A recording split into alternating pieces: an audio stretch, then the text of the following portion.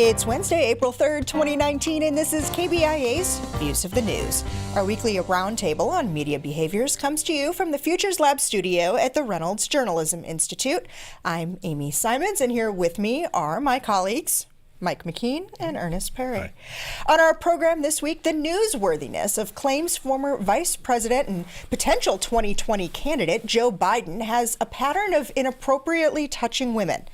InfoWars host Alex Jones says it was a form of psychosis that led him to wage a campaign claiming the Sandy Hook shootings and some others were hoaxes.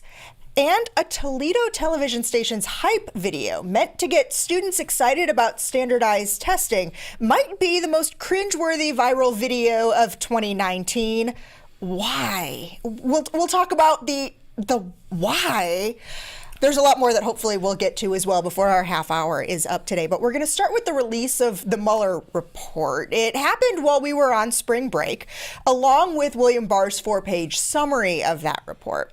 Monday, the Reporters Committee for Freedom of the Press filed a petition in a federal court looking to have the actual report released. What exactly are they looking for in that? Well, part of the reason that they're doing this is because they're getting increasing signals from the Attorney General that he may redact all kinds of information. Anything relating to grand jury proceedings could be redacted. Anything having to do with, quote, peripheral third parties, whatever that means.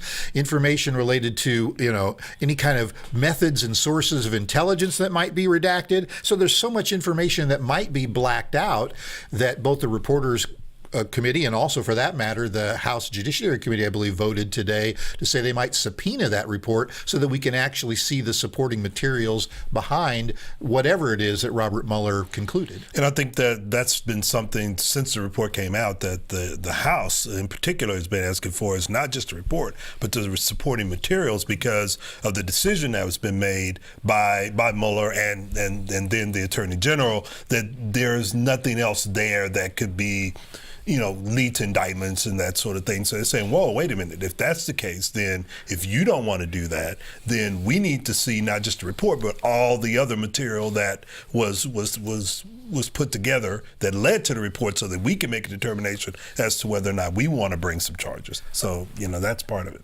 And journalists are never going to make these arguments, but some people could make a legitimate argument for some of the reasons that the Attorney General has given for redacting material. It's just that nobody trusts anybody. Should we make sure we don't expose methods and sources for intelligence? Sure, but that can be defined in such a broad way that we don't get information we deserve. On the other hand, the Judiciary Committee already has in place procedures for seeing that kind of information, but then nobody trusts them not to leak. So there's lots and lots of reasons why nobody seems to trust anybody, and maybe that's why, more than anything else, the public deserves to see as much of this as possible to draw their own conclusions. I mean, it goes back to that whole argument, age-old argument, going back to the Alien and Sedition Act of public's right to know versus securing, having national security interests taken care of. And so you've got this back and forth again, and who gets to make that decision? It goes back to what you're talking about, Mike, which is the trust. We don't trust you to know whether or not the information is a threat to national security, or is it a threat to the president from a political standpoint, or even for that matter, for a criminal standpoint. I've been trying to remember and kind of think back, going back to 1997, 1998, when the Ken Starr report came out in the case of Bill Clinton and Monica Lewinsky and what went on in that situation. And I was trying to remember, I remember that report literally hitting book stands, like it was published and put out there. Talk for a minute about the difference in either the attitudes towards putting it out. Like, help me remember that, because I'm trying to piece it together, but can't really remember how that came down and why this feels so different. Well, and you can also go back to Watergate. I mean, in both of those cases, a lot of grand jury material was involved because the special prosecutors presented to a grand jury, and that's similar to what's happened here. And in both of those instances, much of the grand jury information was finally revealed. Took a judge, at least in the Watergate case, to make that happen. But why shouldn't we have the same thing happen now? And that's why the Reporters Committee, frankly, is asking a district federal court judge to say, yeah, it's okay to let those grand jury information out. I think that's necessary for the public to see that. But I don't understand why anyone would be surprised that it's not going to take court action for this. I mean, we all knew that going into this, that the president and those who support him were going to do everything in their appointed by him were going to do everything in their power to try to minimize the amount of information that comes out. I mean, it happened during the Clinton administration. It happened going back to Watergate. I mean, even during the second Bush administration on various things where they had to literally go to court in order for the information to be released. And so I don't understand why there seems to be this big surprise by that by some people. Okay, so Harvey Weinstein, Matt Lauer, Al Franken, Donald Trump, now Joe Biden. Nevada State Assemblywoman Lucy Flores came forward with a piece in The Cut. That's one of the vertical publications associated with New York Magazine. And she described an encounter with the former vice president and former senator at a campaign rally in 2014. Her first-person account went into detail how he smelled her hair and kissed the top of her head. Part of the reason why I decided to finally say something is because those behaviors were not being taken very seriously. They were not being considered from the perspective of the woman on the other side of that power dynamic, on the side of on the receiving end. And I just can't imagine that there was never a situation where someone said to him, Vice President, Mr. Vice President, you probably should stop doing that. You should probably stop touching women in that way. You should probably keep your hands to yourself. There have been other photos to surface, like the one of Biden's hands on Stephanie Carter. She's married to Ash Carter, the former Obama defense secretary. It was at his swearing in, and the photo shows a situation that aligns pretty much directly with what Flores says she experienced. But Carter is saying in a post that she put onto Medium that this is the Me Too moment that wasn't me. That was actually her words. Well, and because her husband and she have been friends of the Bidens for a long time, she said that she had fallen on the ice right before the announcement, and he was just coming to make sure that she was having a good day, and she accepted it for that. On the other hand, I don't think we need to say there are only two examples of this behavior. I mean, Joe Biden is a touchy-feely kind of guy, and some people like it and some people don't. I think it's clear that what Flores said happened. I mean, Biden's not denying that it happened, only how it's being interpreted. And I think even nobody would deny even that there's politics involved in the timing. Flores acknowledged, I wanted to come out now because he's thinking of running for president. And I think that's important. None of that mitigates from the fact that you have a 76-year-old white man who's a politician, who's been around for a long time, possibly seeking the nomination of a party that's increasingly young and female and with a more of a leftward tilt. So this is a really important story, and I'm glad that we're telling it with maybe a little bit more sophistication than we would have a couple of years ago before the Me Too movement. I would say a lot more sophistication than we would have been covering this, say, even back in a year ago. And we're asking a lot of the questions, not only of the politicians involved in this and the business leaders and others who are involved in this, but we're also asking the questions of those who are accusing, which I think even 6 months ago would have said that we were doing more questioning of one side as opposed to the other. So I think you're right in terms of the sophistication of how we're doing it. And I also think that we're looking at the issue more holistically and in a way that actually brings information and not just conjecture. So I'm hoping that we can do that. Talk about how the first-person account can help to lead to some of that. Having the person, like in this case, Lucy Flores, outline and really just tell her own story as opposed to that going through a reporter or an editor's filter. I think that's the important part, is we're allowing people to tell their stories from the way in which they experienced it, and we aren't sort of throwing in our own idea of what that was. And I think social media gives them that platform to do that, and I think that reporters, including the clip that we saw here, are allowing allowing them to do that and not just jumping in and asking a question and interrupting and asking for clarification initially. Let them tell their story, and then you can pose those questions. I think more of that is necessary so that, you know, they can feel validated and their stories can feel validated, because in a way, I mean, they are authentic. No, I think it's valuable that we're allowing this to, that we are being forced to allow it to happen. Is probably the right way to say it. I think it has much more impact on the person being accused, because somebody can empathize with somebody telling their own story the way they want to tell it. Now, some people think that Biden might be able to write it out.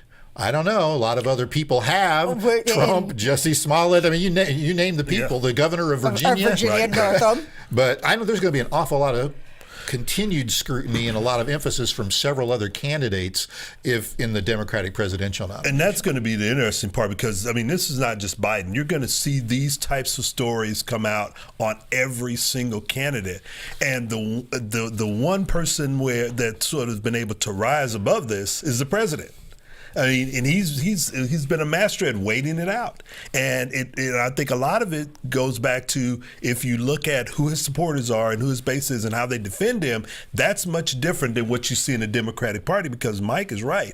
The party is younger. They demand more authenticity from their candidates, and they want to have a full and thorough questioning of what's going on, and not just who you are now, but where did you come from to get to that point.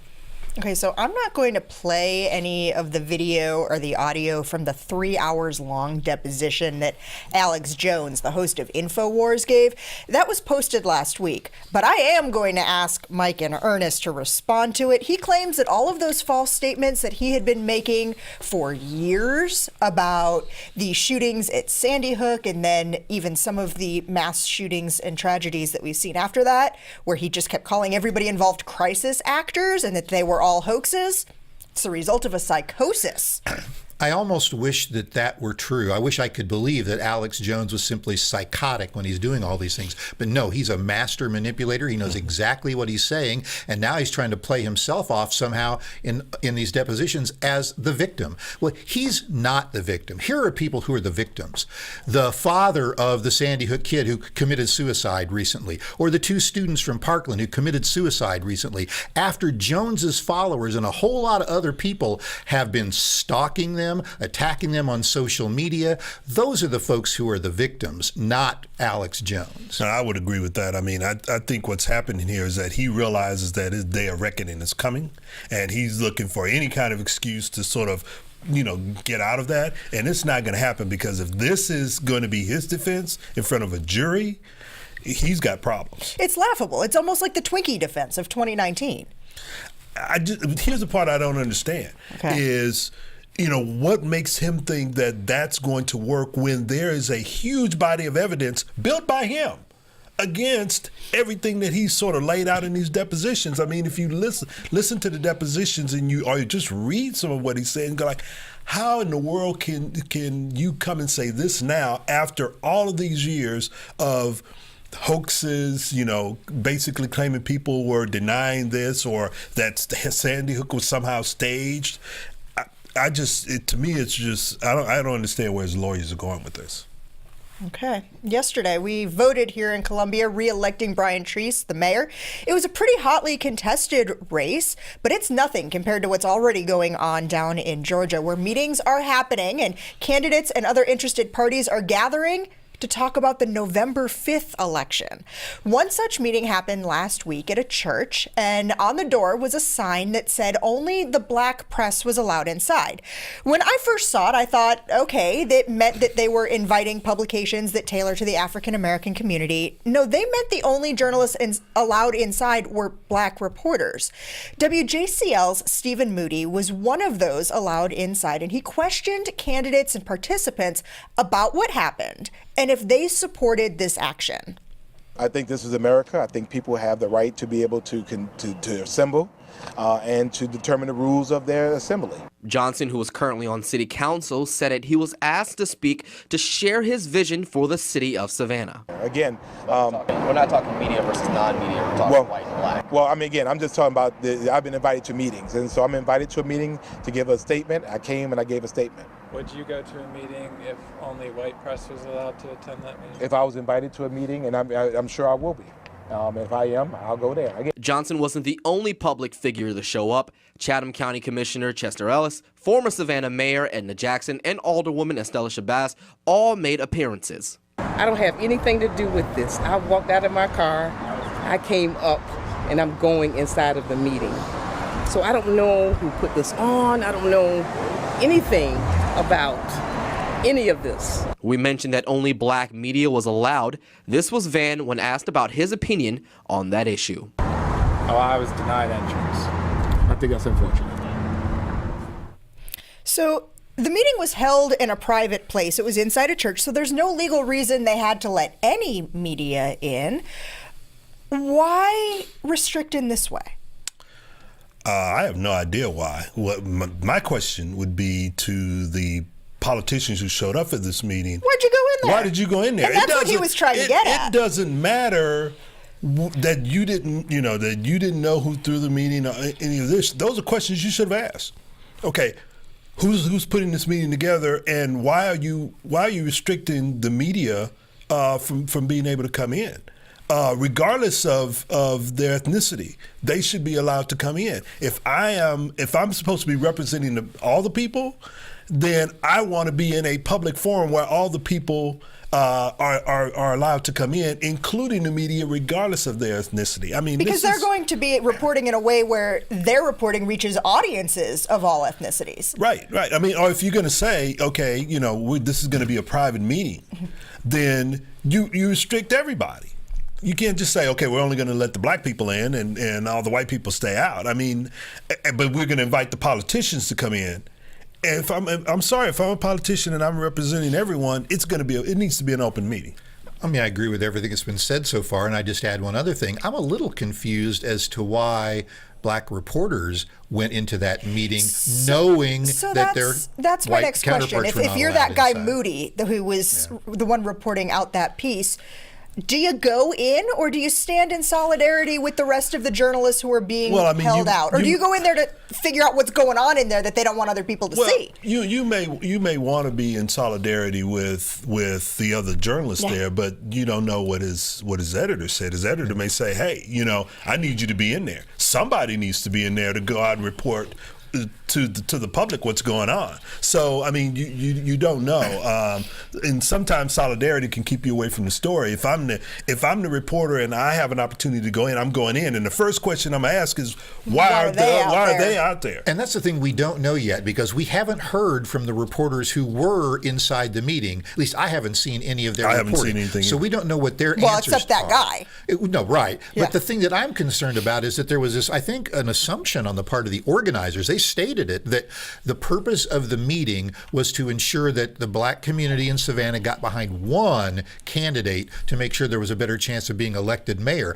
I hope that if they assumed that those black journalists going in there were part of that mission, that they're wrong about that. Oh, I hope so too. And the other problem I have with that is, that goes back to the whole mentality of one person speaking for all people, for all certain people, and that's not going to happen. That's not the way elections are run. I mean, not unless you're buying and paying for people, which is what has happened in the past. Okay, so that happened on Wednesday, and in a completely unrelated move on Friday, the Associated Press issued new guidance to its members on how to refer to racism and racist acts.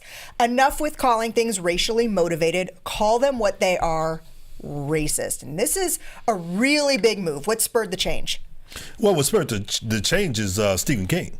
If I'm correct on that, from Iowa, the House rep who has basically been ostracized not only by the Democrats but also by his own party and a lot of people in his own congressional district, even though they continue to reelect him, and he keeps making these statements over and over and over again, and these are blatantly racist statements. But journalists.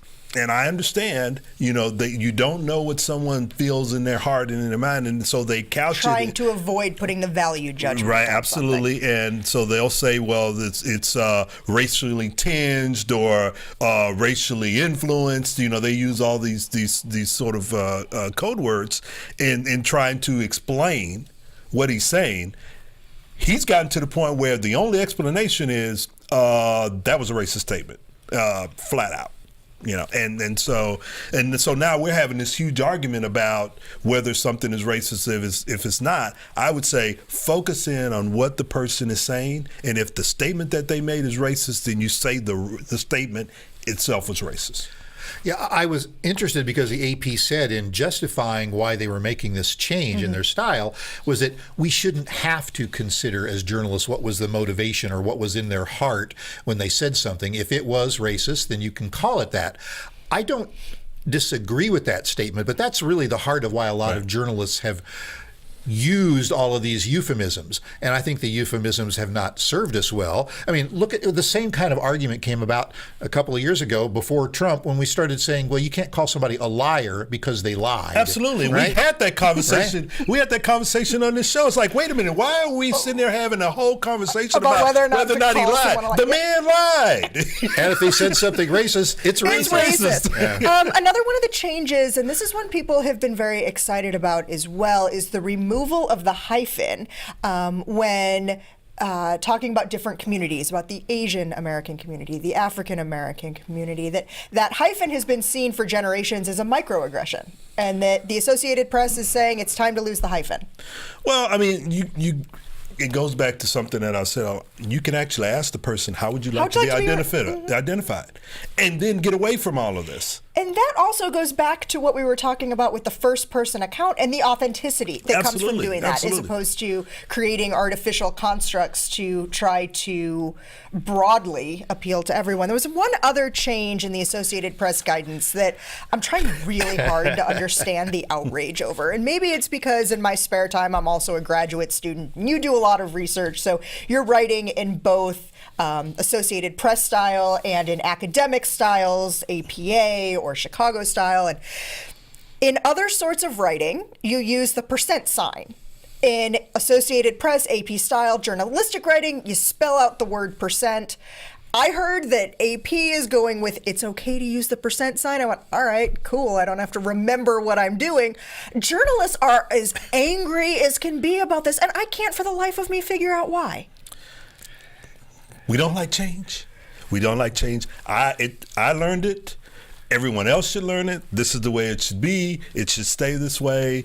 So what side are you on? Like team % sign or team spell it out? I don't care. Yeah, I don't either. Why? What's the big deal? It's interesting because I don't care about the sign, especially if it's in, text that's meant to be read. As broadcasters, we always spelled it out because you were afraid if you were on the air live that if you didn't spell it out, you might not say it correctly. Or you might not see it. You might see it. Not see it. But, I would say that this is kind of like the whole, over, under business. More than, I'm less upset than. About. Because I was over upset and about more that. Than do not mean the same thing. But we got to give it up. We just got to more let it go. than my dead body. Yeah. Okay, some more changes, some over change. Okay, to talk to you about Mark Zuckerberg is changing his mind again.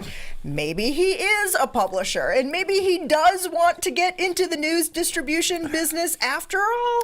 Mark Zuckerberg changes with whatever the reality of his mind business. changes faster than some people change their socks. Yeah. So, obviously he's saying, oh, well, we might have a curated quality news tab on Facebook. Well, good for him. With a team of people who know what they're doing. He's saying we might pay publishers for their information. Well, good for him. None of this would be happening if regulators were not looking over their shoulder, and if Congress wasn't considering a bill right now that was introduced just a couple of days ago to maybe let publishers get together without worrying about antitrust issues to negotiate with the big tech platforms. I also think he's tired of paying those huge fines over in Europe for this kind of thing. I mean, to me, he's trying to fix a problem that really he's not going to be able to fix unless he gets everyone in the room. He comes to an agreement and he sticks by the agreement. Part of the problem that Mark Zuckerberg has had for a very long time is that he makes agreements with journalism organizations, and then as soon as it's convenient, he changes the mind, he changes the algorithms, and then everything goes into a flux. Okay, very quickly, we are now about a week or so into Apple News Plus. What's this for people who haven't really caught on yet? So they're splitting the revenue with publishers. Apple gets 50% of like a $9.99 a month subscription, and all the publishers divide up the rest of the scraps depending on how many people read their articles. Why are publishers doing this? Because they're doing a terrible job of getting subscriptions on their own, and so to have millions and millions and millions of additional eyeballs on their content, they're willing to do a deal that maybe doesn't make great economic sense, but it's more money than no money. That's true. Before we go, I've got to ask you guys about this one from WTOL-TV in Toledo, Ohio. Good morning, TPS students. It is testing week, and it's time to slay all day. Yeet! Stay woke, be on fleek, and get that Gucci breakfast. Goals! Say bye, Felicia, to that testing stress. Weather's going to be turned, right, Chris? Yes! Toledo weather going to be V-lit during testing week. A hundo P chance of success. You've got this, kids. Steve, how about that traffic? Are we looking better than we're talking turn. Como won't be an issue. No traffic problems around any TPS schools to keep you from taking those tests. So get a good night's sleep, do your best. In fact, be extra, extra. We here at WTOL are V proud of you. Good luck on your test, TPS students. Okay, Mike, you were sitting there just laughing. Ernest, you're sitting there closing your eyes, shaking your head. This video never actually ran. It was produced by the TV station as a hype video to try and get students excited about standardized testing.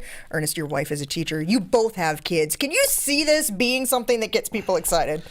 I don't know about getting them excited, but I mean, it might be something to, sort of lighten up the drudgery of test week. Okay. And I think that was what they were trying to do. I'm not sure it hit the mark, but at least they were being. No, it didn't get close. Okay, to the well, they were trying to be supportive of students in Toledo who, let's be serious about this for a minute. For the past 2 years, they failed the test. See, and I want to be actually very serious about it because you raise a really good point. For the last 2 years, they failed the test.